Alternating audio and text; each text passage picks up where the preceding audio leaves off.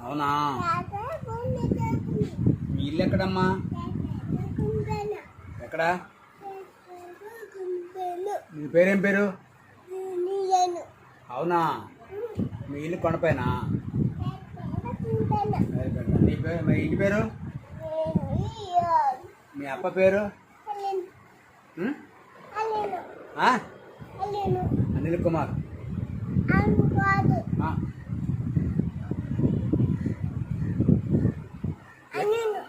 మీ mummy పేరు? మీ తాత పేరు? తాత పేరు